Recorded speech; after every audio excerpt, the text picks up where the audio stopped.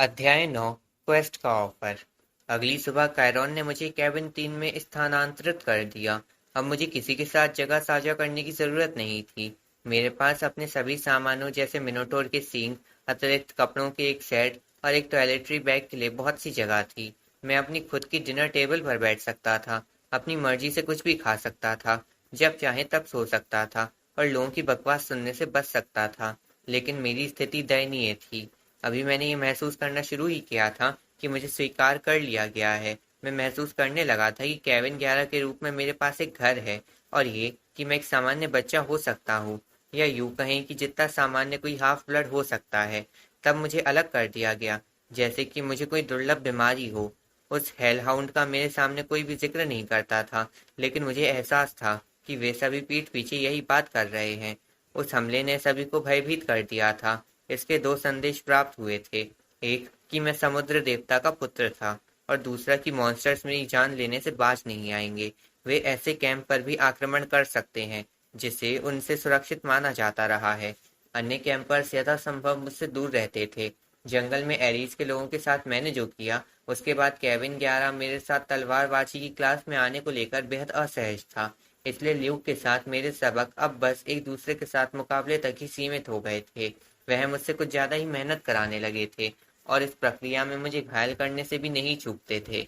जब हम तलवारों और जलती हुई मशालों के साथ अभ्यास कर रहे थे, तो उन्होंने वादा किया था कि तुम जितना सीख सकते हो, तुम्हें उतना अवश्य सीखना चाहिए। अब हम फिर से उस फाइव पर हेडिंग स्ट्राइक का अभ्यास करेंगे, 50 बार और। एनाबेथ अभी भी मुझे सुबह के समय ग्रीक सिखाती थी, लेकिन अब वह कुछ विचलित दिखने लगी थी। जब भी मैं कुछ पूछता तो वो यूं चिल्लाती जैसे मैंने अचानक उसे किसी बात के लिए चौंका दिया हो। सबक के बाद वह बुदबुदाती हुई चली जाती थी। Quest, Poseidon, dirty rotten, got to make a plan. यहाँ तक कि क्लैरिस ने भी मुझसे दूरी बना ली थी। हालांकि उसकी जहरीली नज़र से ये स्पष्ट कर दिया था कि उसके जादुई भाले को तोड़ने के लिए वह मेरी जान ले लेना चाहती थी। मैं चाहता था कि वह चिल्लाए या मुझे घूंसे मार दे या ऐसे ही कुछ करे। यूं नजरअंदाज किए जाने के बजाय हर दिन झगड़े में फंसना मुझे ज्यादा अच्छा लगता।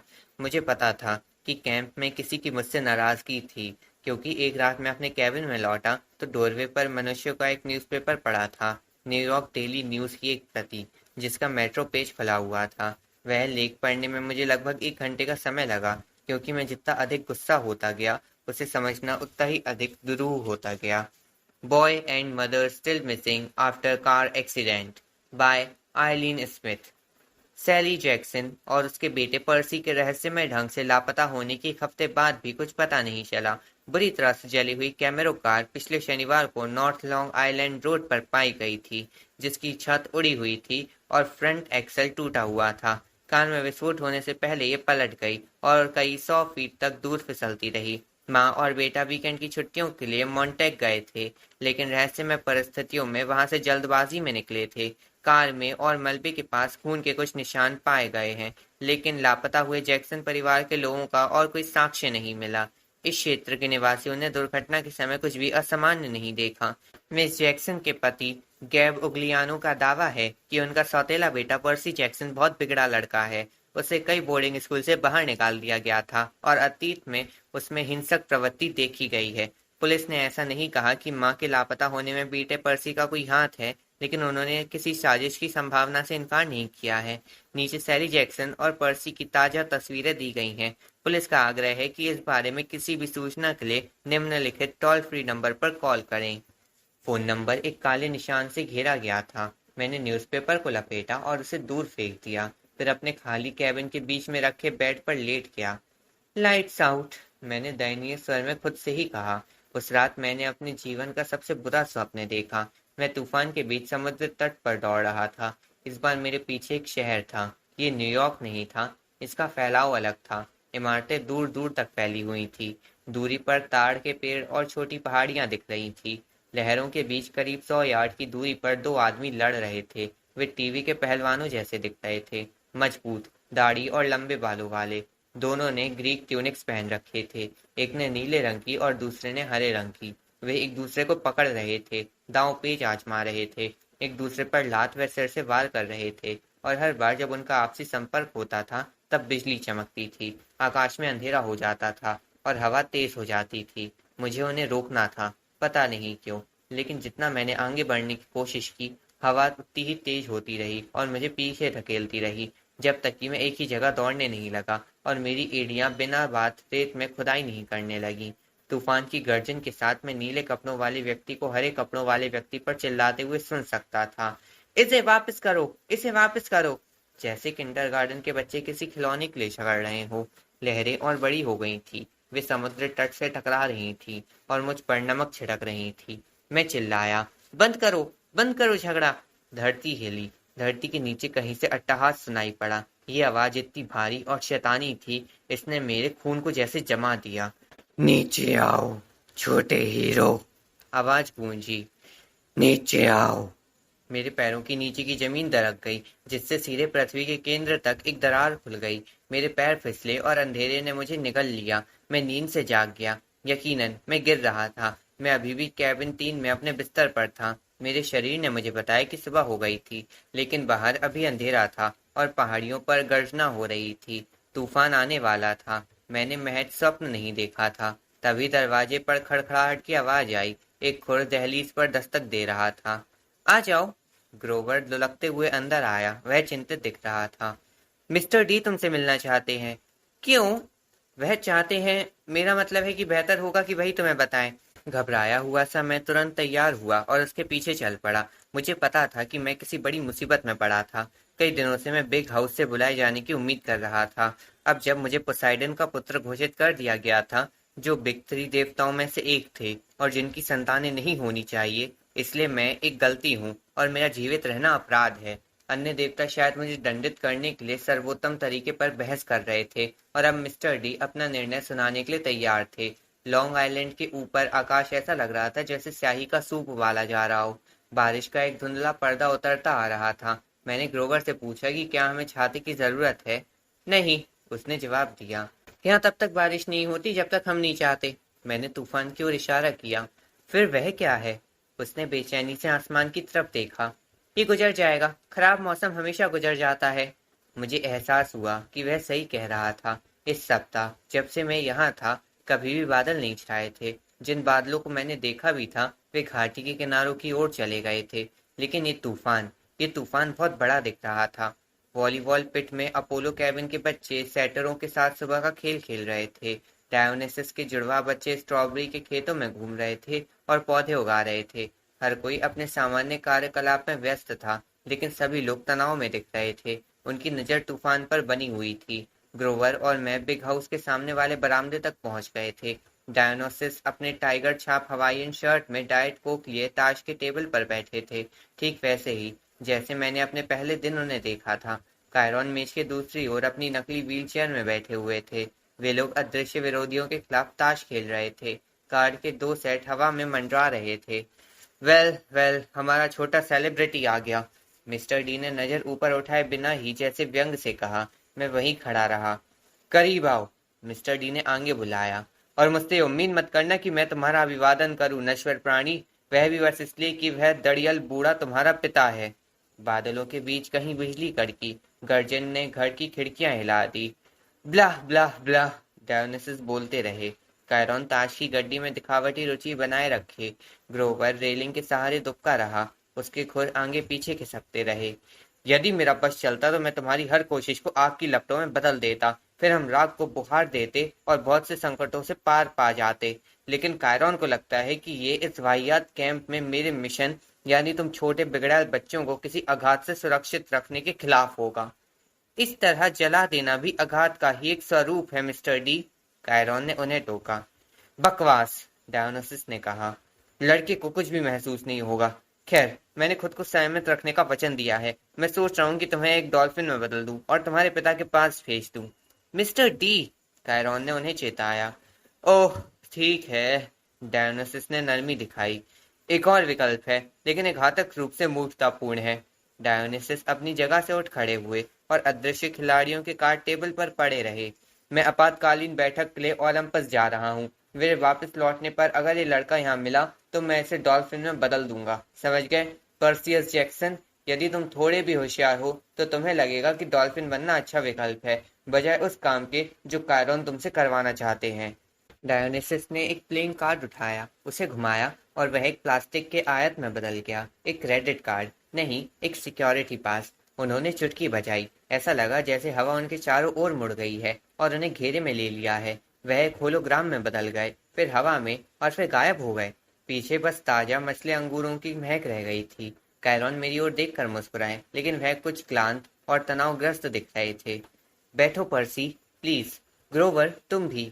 हम बैठ गए। कैरॉन ने अपने कार्ड्स मेज पर रख दिए। उनके पास विनिंग कार्ड्स थे जिन्हें वो इस्तेमाल नहीं कर सकते थे। तो बताओ पर्सी, हेल हाउंड का अनुभव कैसा रहा? उन्होंने पूछा। उसका नाम सुनते ही मेरे रोंगटे खड़े हो गए। कैरॉन शायद चाहते थे कि मैं कहूँ कि अरे ये तो कुछ भी नहीं था, मेरे लिए मामूली काम था, लेकिन मैं झूठ नहीं बोलना चाहता था। मैं डर गया था, मैंने कहा। यदि आपने उसे मार नहीं गिराया होता तो मैं मर चुका होता। तुम्हें उससे भी खतरनाक मॉन्स्टर का सामना करना होगा पर्सी, बहुत अधिक खतरनाक। तब तुम्हारा कार्य पूरा होगा। कार्य? क्या कार्य? तुम्हारा अभियान। क्या तुम किसी क्वेस्ट या अभियान पर जाना स्वीकार करोगे? मैंने ग्रोवर की ओर देखा, जो अपनी उंगलियां क्रॉस कर रहा था। सर, मैंने कहा, आपने मुझे अभी तक बताया नहीं कि करना क्या है। कायरॉन मुस्कुराए। अच्छा, तो ये मुश्किल काम है, तुम्हें बताना। घाटी से गड़गड़ाहट की आवाज आई। तूफान बादल अब समुद्र तट तक पहुंच चुके थे। जहां तक मेरी नजर जाती थी, आकाश और समुद्र एक साथ उबल रहे थे। पोसाइडन और जीएस, मैंने कहा, वे किसी मूल्यवान वस्तु के लिए लड़ रहे हैं। कोई ऐसी वस्तु जो चोरी हो गई थी, है ना? कायरॉन और ग्रोवर ने एक दूसरे को देखा। कायरॉन अपनी व्हीलचेयर में कुछ आगे खिसक आए। तुम्हें कैसे पता? मुझे अपना चेहरा गर्म महसूस हुआ। काश मैंने अपना बड़बोला मुंह ना खोला होता। क्रिसमस के बाद से ही मौसम अजीब हो गया है, जैसे समुद्र और आकाश युद्ध कर रहे हो। फिर मैंने एनाबेथ से बात की और उसने चोरी के बारे में कुछ सुना था, और मुझे ये सपने भी आते रहे हैं। मुझे पता था, ग्रोवर ने कहा। चुप, सेटर। कायरॉन ने उसे चुप रहने को कहा। लेकिन ये उसका क्वेस्ट है। ग्रोवर की आंखें उत्साह से चमक रही थी। यही होना चाहिए। ये केवल ओरेकल ही तय कर सकता है। कायरॉन ने अपनी खड़ी दाढ़ी को खुजाते हुए कहा। फिर भी पर्सी, तुम सही हो। तुम्हारे पिता और जीएस के बीच सदियों का सबसे भीषण युद्ध चल रहा है। वे किसी मूल्यवान वस्तु के लिए लड़ रहे हैं जो चोरी हो गई थी। साफ कहूं तो लाइटनिंग बोल्ट, या वज्र की चोरी। मैं घबराहट में हंसा। क्या? किसकी चोरी? इसे मजाक मत समझो, कायरॉन ने चेतावनी दी। मैं किसी टिन फॉयल कवर्ड जिगजैग की बात नहीं कर रहा हूँ जिसे तुम दूसरी क्लास में देखते हो। मैं आकाशीय कांच के 2 फीट लंबे उस हाई वोल्टेज सिलेंडर के बारे में बात कर रहा हूँ जो दोनों सिरों पर गॉड लेवल के विस्फोटक से बंद होता है। ओह, जीएस का मास्टर बोल्ट, कायरॉन ने कहा, जो अब कुछ उत्तेजित लग रहे थे। उनकी शक्ति का प्रतीक, टाइटंस के विरुद्ध युद्ध के लिए साइक्लॉप्स द्वारा बनाया गया पहला हथियार। वह बोल्ट जिसने माउंट एटना के शीर्ष को काट गिराया और क्रोनोस को उसके सिंहासन से धक्का दे दिया। वह मास्टर बोल्ट जो इतनी शक्ति रखता है कि उसके आगे मानवों के बनाए गए हाइड्रोजन बम पटाखों की हैसियत रखते हैं। और ये गायब है। इसकी चोरी हुई है, कायरॉन ने कहा। किसने की? किन लोगों ने? कायरॉन ने मेरा वाक्य सुधारा। शिक्षक हमेशा शिक्षक ही होता है। तुमने? मेरा मुंह खुला का खुला रह गया। कम से कम जीएस तो यही सोचते हैं। शीतकालीन संक्रांति के दौरान देवताओं की पिछली परिषद में जीएस और पोसाइडन के बीच बहस हो गई। वही बकवास बातें। मदर रिया ने हमेशा तुम्हें सबसे अधिक पसंद किया, या समुद्री आपदाओं की तुलना में हवाई आपदाएं ज्यादा शानदार होती हैं, वगैरह वगैरह। बाद में जीएस को पता चला कि उसका मास्टर बोल्ट गायब है, सिंहासन कक्ष से। उनकी नाक के नीचे से किसी ने उसे उठा लिया था। उन्होंने तुरंत ही पोसाइडन को दोषी ठहरा दिया। एक देवता दूसरे देवता की शक्ति के प्रतीक का प्रत्यक्ष रूप से उपयोग नहीं कर सकते। प्राचीनतम दैवीय विधियों द्वारा ये निक्षिप्त है। लेकिन जीएस का मानना है कि तुम्हारे पिता ने इसे चुराने के लिए किसी मानव नायक का उपयोग किया है। लेकिन मैंने तो नहीं। धैर्य से सुनो बेटा, कायरॉन ने कहा। जीएस के पास संदेह करने का उपयुक्त कारण है। साइक्लॉप्स के ढलाई केंद्र समुद्र के नीचे है, जिससे पोसाइडन को अपने भाई जीएस के बोल्ट निर्माताओं पर प्रभाव रखने का मौका मिलता है। जीएस का मानना है कि पोसाइडन ने मास्टर बोल्ट ले लिया है और अब गुप्त रूप से साइक्लॉप्स की मदद से उसकी अवैध शस्त्रागार तैयार करा रहा है। जिसका उपयोग जियस को उसके सिंहासन से गिराने के लिए किया जा सकता है। जियस केवल इस बात को लेकर निश्चित नहीं है कि पोसाइडन ने बोल्ट चुराने के लिए किसका उपयोग किया। अब पोसाइडन ने खुले तौर पर तुम्हें अपना पुत्र घोषित कर दिया है। तुम सर्दी की छुट्टियों में न्यूयॉर्क में थे। तुम आसानी से ओलंपस में घुस सकते थे, इसलिए जियस का मानना है कि उन्हें चोर का पता चल गया है। लेकिन मैं कभी ओलंपस नहीं गया। जियस पागल हो गए हैं। कैरॉन और ग्रोवर ने घबराहट से आकाश की ओर देखा। बादल हमारे आसपास से हटते नहीं दिख रहे थे, जैसा ग्रोवर ने कहा था। वे सीधे हमारी घाटी की ओर लुढ़के आ रहे थे और ताबूत के ढक्कन की तरह हमें बंद कर रहे थे। पर्सी, ग्रोवर ने कहा, हम आकाश देवता के लिए इस शब्द का उपयोग नहीं करते। शायद पैरानॉइड, कैरॉन ने नए शब्द का सुझाव दिया। फिर ये भी है कि पोसाइडन ने पहले भी जियस को सिंहासन से हटाने की कोशिश की है। ये शायद तुम्हारे फाइनल एग्जाम में 38वां प्रश्न भी था। उन्होंने मुझे ऐसे देखा जैसे ये सब मुझे याद होगा। कोई मुझ पर देवता का हथियार चुराने का आरोप कैसे लगा सकता है? मैं तो गैप की पोकर पार्टी से पिज्जा का एक टुकड़ा भी नहीं चुरा सकता था। कैरॉन मेरे उत्तर की प्रतीक्षा कर रहे थे। गोल्डन नेट के बारे में था कुछ, मैंने अनुमान लगाया। पोसाइडन, हेरा और कुछ अन्य देवताओं ने ऐसा कुछ किया कि उन्होंने जियस को जाल में फंसा लिया था और उन्हें तब तक बाहर नहीं आने दिया जब तक कि उन्होंने एक बेहतर शासक बनने का वादा नहीं किया, है ना? सही, कायरॉन ने कहा। और जियस ने उसके बाद कभी भी पोसाइडन पे भरोसा नहीं किया। बेशक पोसाइडन ने मास्टर बोल्ट की चोरी करने से इनकार किया है। उन्होंने इस आरोप पर भारी अपमान भी महसूस किया है। दोनों के बीच महीनों से तू तू मैं चल रही है और वे एक दूसरे को युद्ध की धमकी दे रहे हैं। और अब तुम आ गए हो, कहावत में जिसे पानी का सिर के ऊपर आ जाना कहते हैं। लेकिन मैं तो बस एक बच्चा हूँ। पर्सी, अब क्रोवर बोल पड़ा, यदि तुम जियस की जगह होते और तुम्हें पता होता कि तुम्हारा भाई तुम्हें सिंहासन से उखाड़ फेंकने की साजिश रच रहा है और फिर तुम्हारा भाई अचानक स्वीकार कर लेता कि उसने द्वितीय विश्व युद्ध के बाद ली गई पवित्र शपथ तोड़ दी है और उसने एक नए नायक को जन्म दिया है जिसका इस्तेमाल तुम्हारे विरुद्ध एक हथियार के रूप में किया जा सकता है, तो कैसे तुम्हें गुस्सा नहीं आता? लेकिन मैंने कुछ नहीं किया। पोसाइडन, मेरे पिता, उन्होंने वास्तव में मास्टर बोल्ट चोरी नहीं करवाई है ना? कायरॉन ने आह भरी। अधिकांश चिंतनशील पर्यवृक्ष इस बात से सहमत होंगे कि चोरी पोसाइडन का तरीका नहीं है, लेकिन समुद्र के देवता में इतना दर्प है कि वह ये बात जियस को समझाने की कोशिश नहीं करते। जियस ने चेतावनी दी है कि पोसाइडन ग्रीष्म संक्रांति तक उन्हें वोल्ट वापस कर दें। ये 21 जून को होता है, जिसके आने में 10 दिन रह गए हैं। पोसाइडन ने चोर कहे जाने के लिए माफी मांगने के लिए भी ये आखिरी डेट दिया है।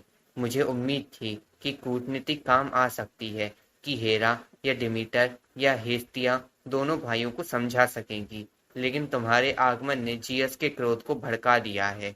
जब तक कोई हस्तक्षेप नहीं करता या मास्टर बोल्ट मिल नहीं जाता, तब तक युद्ध का होना अवश्य भावी है। तुम जानते हो पर्सी, ये युद्ध कैसा होगा? बुरा, मैंने अनुमान लगाया। दुनिया में फैली अराजकता की कल्पना करो। प्रकृति स्वयं से युद्ध कर रही होगी। ओलंपियस, जियस और पोसाइडन के बीच एक पक्ष चुनने के लिए विवश हो जाएंगे। विनाश, जनसंहार, लाखों लोग मारे जाएंगे। पश्चिमी सभ्यता ऐसे बड़े युद्ध क्षेत्र में परिगत हो जाएगी जिसके सामने ट्रोजन वॉर पानी के गुब्बारों से होने वाले युद्ध सा दिखेगा। बहुत बुरा, मैंने दोहराया। और तुम, पर्सी जैक्सन, जियस के क्रोध का सामना करने वाले पहले व्यक्ति होगे। बारिश शुरू हो गई थी। वॉलीबॉल खिलाड़ियों ने खेल रोक दिया था और आकाश में फैले सन्नाटे को देख रहे थे। इस तूफान को हाफ ब्लड हिल पर लाने वाला मैं था। जियस मेरे कारण पूरे कैंप को दंड दे रहे थे। मैं क्रोध महसूस कर रहा था। तो मुझे उस बोल्ट को ढूंढना है और उसे जियस को लौटा देना है, मैंने कहा। इससे बेहतर शांति प्रस्ताव क्या होगा कि पोसाइडन का पुत्र जियस को उसकी संपत्ति वापस कर दे, कायरॉन ने कहा। यदि बोल्ट पोसाइडन के पास नहीं है तो फिर वो कहाँ है? मुझे लगता है कि मैं जानता हूँ। कायरॉन की अभिव्यक्ति गंभीर थी। भविष्यवाणी का एक अंश जो मैंने वर्षों पहले सुना था, उसकी कुछ पंक्तियां अब मेरी समझ में आ रही हैं। लेकिन इससे पहले कि मैं और कुछ कहूँ, पहले तुम्हें आधिकारिक तौर पर क्वेस्ट प्राप्त करनी होगी। तुम्हें ऑरेकल से परामर्श भी करना चाहिए। आप मुझे पहले क्यों नहीं बता देते कि वोल्ट कहाँ है? क्योंकि यदि मैंने ऐसा किया तो फिर तुम इतना डर जाओगी कि चुनौती ही स्वीकार नहीं करोगे।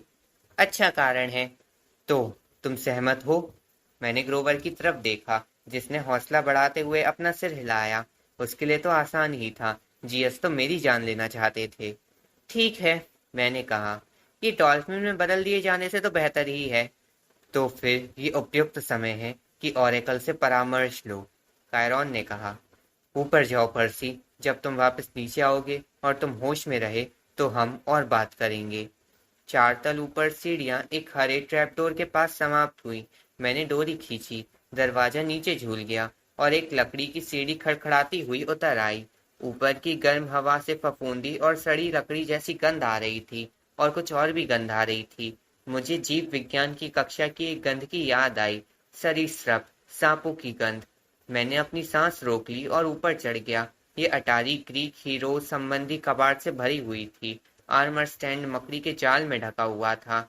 कभी चमकने वाली ढालों पर जंग लगी हुई थी। लेदर के पुराने स्टीमर ट्रंक स्टिकरों से ढके थे, जिन पर इथेका, सिरसी आइल और लैंड ऑफ द अमेजन लिखा था। एक लंबी टेबल पर अचार जैसी चीजें, कटे हुए रोएदार पंजे, विशाल पीली आंखों, मॉन्स्टर्स के अन्य अंगों से भरे ग्लास जार रखे हुए थे।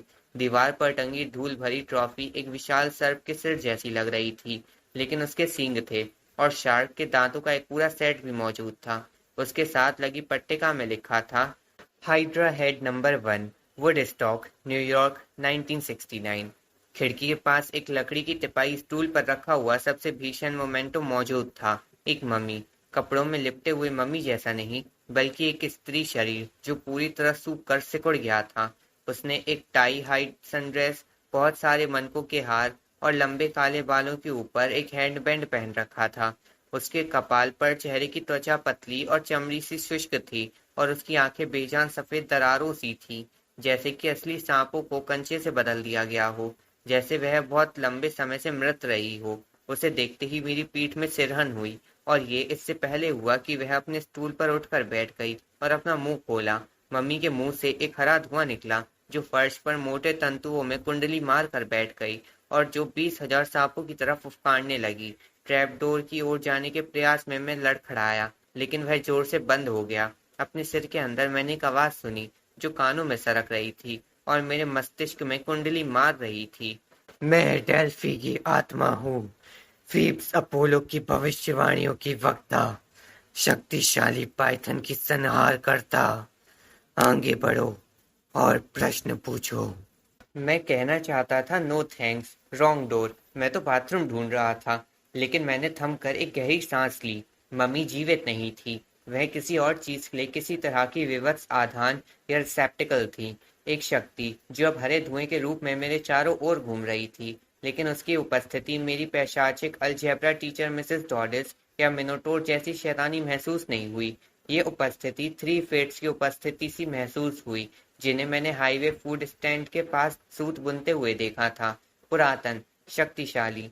मैंने साहस जुटाया और पूछ पड़ा, मेरा भाग्य क्या है? धुंध में एक लहर उठी और ठीक मेरे सामने और मॉन्स्टर्स के अंगों वाली लंबी टेबल के चारों ओर जमा होने लगी। अचानक टेबल के चारों ओर 4 आदमी बैठे दिखे, जो ताश खेल रहे थे। उनके चेहरे भी साफ हो गए। ये स्लैमी कैप और उसके साथी थे। मेरी मुट्ठियां भिज गईं। हालांकि मुझे पता था कि यह पोकर पार्टी वास्तविक नहीं हो सकती। ये एक भ्रम था, जो धुंध से निर्मित हुआ था। गैब मेरी ओर मुड़ा और ओरेकल की कर्कश आवाज में कहने लगा, तुम पश्चिम की ओर जाओगे और उस देवता का सामना करोगे जिसकी आस्था बदल गई है।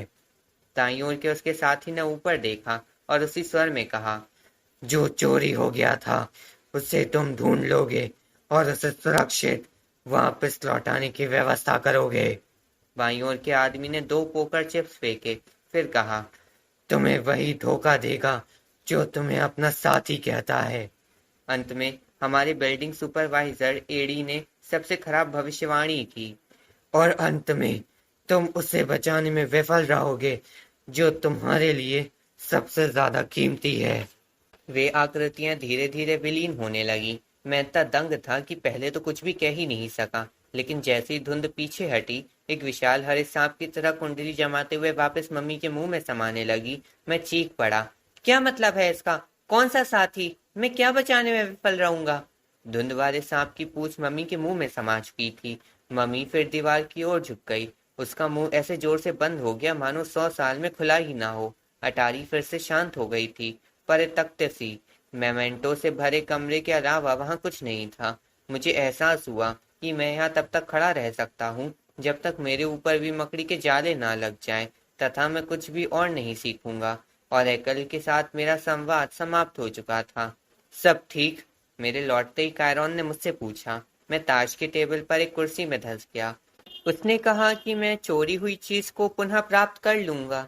डाइट कोक कैन को उत्साह से चबाते हुए ग्रोवर अपनी जगह से कुछ आगे झुकाया। ये तो बढ़िया है। ओरेकल ने ठीक ठीक क्या कहा? कायरॉन ने जोर देकर पूछा। ये महत्वपूर्ण है। मेरे कान अभी भी सांप की आवाज से झंझना रहे थे।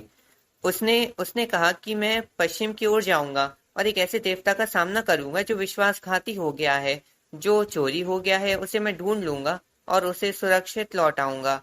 मुझे पता था, ग्रोवर ने कहा। कायरॉन संतुष्ट नहीं दिखे। और कुछ?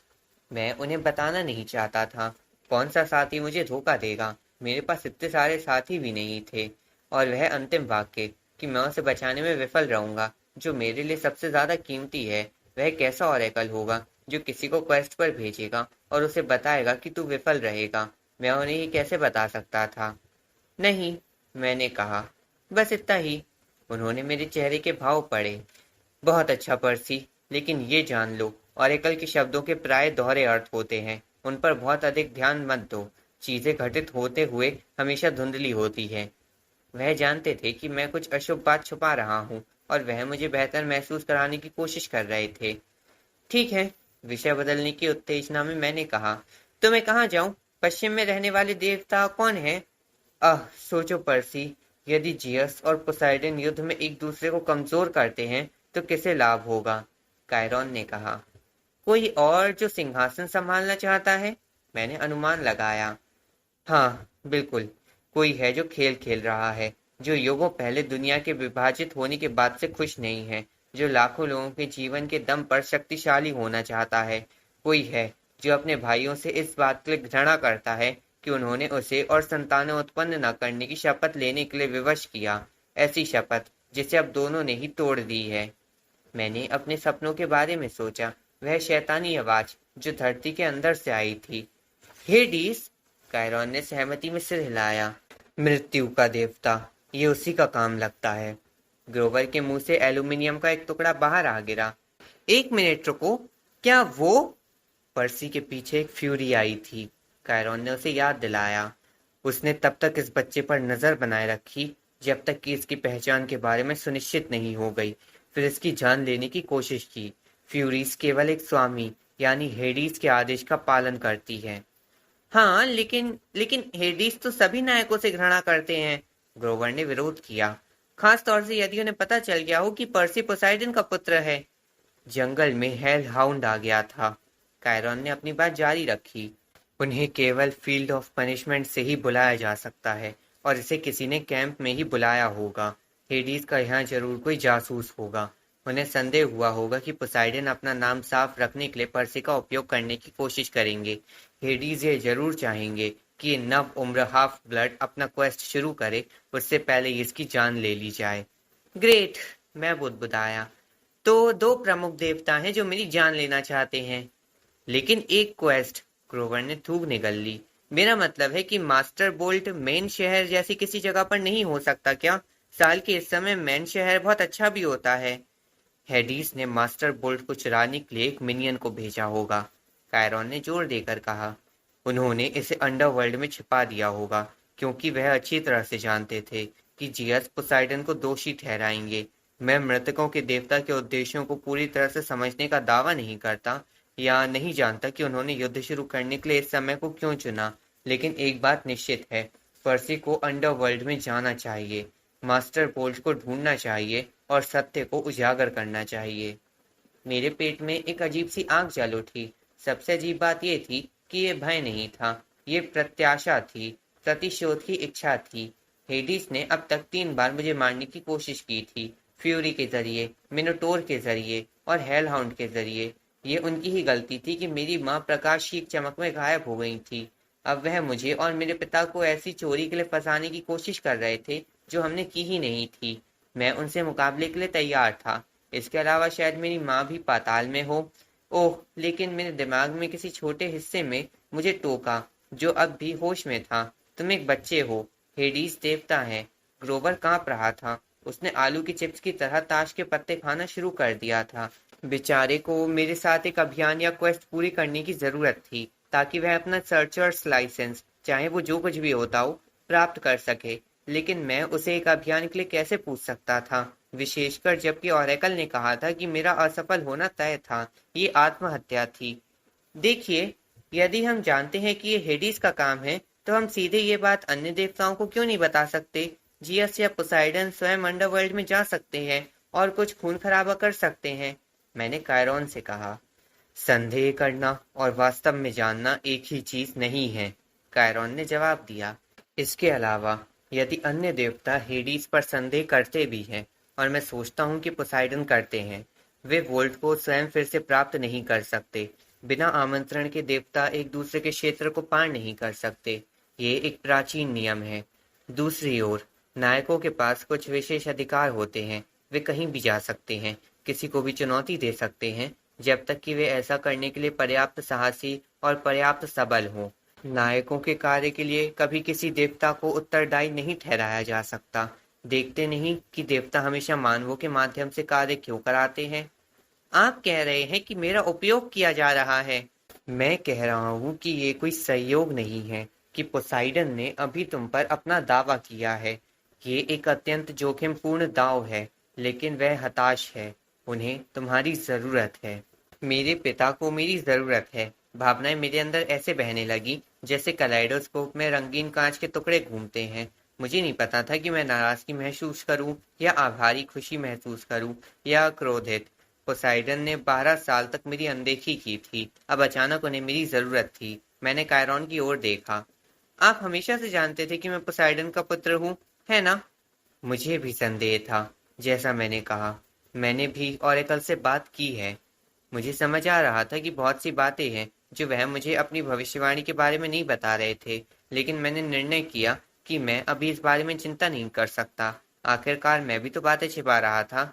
तो मुझे इसे साफ साफ समझने दे, मैंने कहा। तो मुझे अंडरवर्ल्ड जाना है और मृतकों के देवता का सामना करना है। हाँ, कायरॉन ने हामी भरी। ब्रह्मांड का सबसे शक्तिशाली हथियार ढूंढना है। हाँ, और 10 दिनों में ग्रीष्म संक्रांति से पहले इसे ओलंपस में वापस लाना है। हाँ, लगभग सही। मैंने ग्रोवर को देखा, जिसने अभी अभी ईंट के इक्के को गटक लिया था। क्या मैंने उल्लेख किया कि मैन शहर इस मौसम में बहुत अच्छा होगा? उसने कमजोर स्वर में पूछा। तुम्हें जाने की जरूरत नहीं है, मैंने उससे कहा। मैं तुमसे इसके लिए नहीं पूछ सकता। ओह, उसने अपने खुरों को इधर उधर किया। नहीं, मैं बस कह रहा था, सेटर और भूमिगत स्थान। खैर, उसने एक गहरी सांस ली, फिर खड़ा हो गया, कार्ड और एल्यूमिनियम के टुकड़ों को अपनी टी शर्ट से झड़ाने लगा। तुमने मेरी जान बचाई थी, पर्सी। यदि यदि तुम मुझे साथ ले चलने को लेकर गंभीर हो, तो मैं तुम्हें निराश नहीं करूंगा। मैंने इतनी राहत महसूस करी कि मैं लगभग रो ही पड़ता, लेकिन ये वीरोचित नहीं होता। ग्रोवर मेरा एकमात्र साथी था, जो मेरे जीवन में कभी भी कुछ माह से अधिक समय तक मेरे साथ रहा था। मुझे निश्चित रूप से पता नहीं था कि मृतकों की शक्तियों के समक्ष एक सेटर क्या कर सकता था, लेकिन ये जानकर मुझे अच्छा लगा कि वह मेरे साथ होगा। ठीक है, मैं कायरॉन की ओर मुड़ा। तो हम किधर जाएं? ऑरेकल ने पश्चिम की ओर जाने के लिए कहा है। अंडरवर्ल्ड का प्रवेश हमेशा पश्चिम में होता है। ये ओलंपस की तरह एक युग से दूसरे युग में बदलता रहता है। अभी निश्चित रूप से ये अमेरिका में है। अमेरिका में कहाँ? कायरॉन हैरान दिखे। मैंने सोचा था कि यह पर्याप्त स्पष्ट होगा। अंडरवर्ल्ड का प्रवेश द्वार लॉस एंजलिस में है। अरे हाँ, तो हम फ्लाइट ले लेते हैं, मैंने कहा। नहीं, ग्रोवर चीखा। परसी, तुम क्या सोच रहे हो? क्या तुमने अपने जीवन में कभी हवाई जहाज की यात्रा की है? मैंने शर्मिंदगी महसूस करते हुए नहीं में अपना सिर हिलाया। मेरी माँ मुझे कभी भी हवाई जहाज में कहीं नहीं ले गई थी। वह हमेशा कहती कि हमारे पास उतने पैसे नहीं हैं। इसके अलावा उनके माता पिता एक विमान दुर्घटना में ही मारे गए थे। पर्सी, सोच कर देखो, कायरॉन ने कहा। तुम समुद्र देवता के पुत्र हो। तुम्हारे पिता के सबसे बड़े प्रतिद्वंदी जियस हैं, जो आकाश के देवता हैं। तुम्हारी माँ इस बात को बेहतर जानती थी कि हवाई जहाज में तुम्हें ले जाना सुरक्षित नहीं होगा। उस समय तुम जीएस के प्रभाव क्षेत्र में होते, तुम फिर कभी जीवित नीचे नहीं आते। तभी ऊपर बिजली कड़की, एक गड़गड़ाहट हुई। ठीक है, तो फिर मैं जमीनी यात्रा करूंगा। ये सही होगा, कायरॉन ने कहा। तुम्हारे साथ दो साथी हो सकते हैं, एक तो ग्रोवर है और दूसरा पहले से ही तैयार बैठा है, यदि तुम उसकी मदद लेना चाहो। कौन? मैंने आश्चर्य से पूछा। इस तरह के काम के लिए स्वयं आगे आने वाला इतना मूर्ख कौन होगा? कायरॉन के पीछे हवा झिलमिलाई। एनाबेथ दिखाई पड़ी, जो अपने याकीज कैंप को अपने पिछली जेब में ठूस रही थी। मैं एक अभियान के लिए लंबे समय से इंतजार कर रही थी, सीवीड ब्रेन, उसने कहा।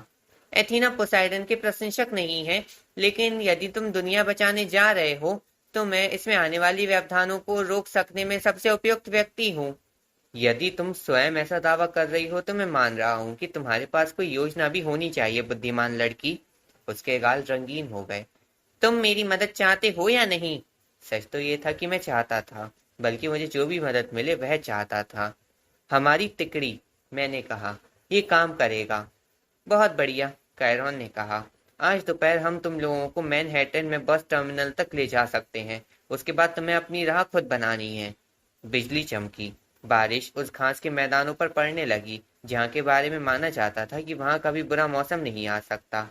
अब समय बर्बाद नहीं कर सकते, कायरॉन ने कहा। मेरी समझ से तुम लोगों को पैकिंग कर लेनी चाहिए।